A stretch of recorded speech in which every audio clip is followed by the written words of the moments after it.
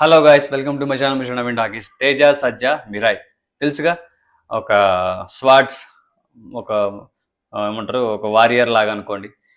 మనకు అంతకుముందు వచ్చిన ఒక గ్లిమ్స్ చూసి అంటే ఇంట్రడక్షన్ గ్లిమ్స్, జస్ట్ ఒక క్యారెక్టరైజేషన్స్ ఇంట్రడక్షన్స్ గ్లిమ్స్ అనమాట. మంచు మనోజ్ అన్నది కూడా వచ్చిందనమాట, బ్లాక్ స్వాడ్ అని. సో ఇది ఒక వారియర్స్ లాగా ఉంటుంది, ఒక మంచి హిస్టారిక్ మూవీ అని చెప్పి కూడా కొంచెం అంటే దానికి ఉన్న వాల్యూస్ మేబీ మన చరిత్రలో ఉన్న కొన్ని గ్రంథాల బేస్డ్ చేయడం, మరి ఏదో ఈ విధంగా అయితే హ్యాండిల్ చేస్తున్నారు మాత్రం అర్థమవుతుంది. ఈ సినిమా తర్వాత యాక్చువల్గా దీనికి ముందు హనుమాన్తో తేజ సజ్జ వచ్చేసి మొత్తం all over the world spread అయిపోయాడు, చాలా ఫేమస్ అయిపోయాడు.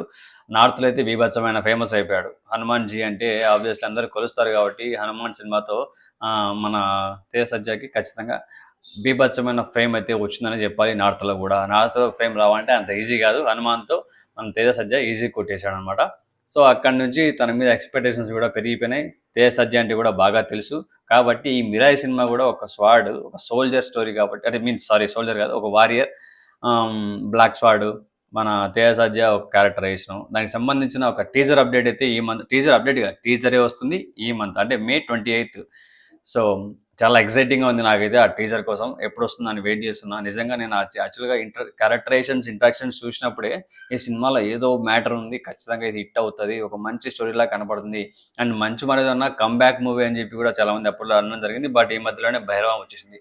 ఈ సినిమా ఎందుకు లేట్ అవుతుందంటే ఆబ్వియస్లీ దీనికి బ్యాక్గ్రౌండ్ వర్క్, చాలా విఎఫ్ఎక్స్ వర్క్ చాలా ఉంటుంది. దీనికి సంబంధించిన సినిమాని షూట్ చేయడానికి కానీ, లొకేషన్స్ కానీ ఇవన్నీ కొంచెం ఎక్కువ ఉంటాయి అన్నమాట, టైం టేకింగ్ పడుతుంది కాబట్టి. సో ఇది కొంచెం లేట్ అవుతుంది.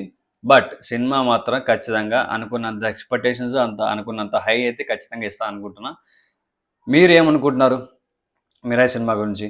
ఈ ఆల్రెడీ మనకి యాక్షన్ మూవీస్ అంటే ఖచ్చితంగా ఎవరికైనా నచ్చుతుంది, చాలామంది ఇష్టపడతారు.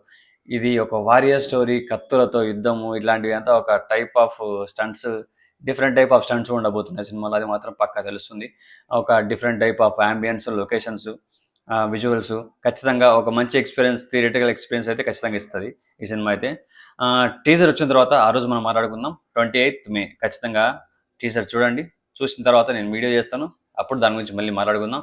సో ఎల్లుండే అనమాట. Let's wait and see. Teaser చూసిన తర్వాత దాని గురించి మనం డీప్గా డిస్కషన్ చేసుకుందాం. అంతవరకు stay tune, love you all.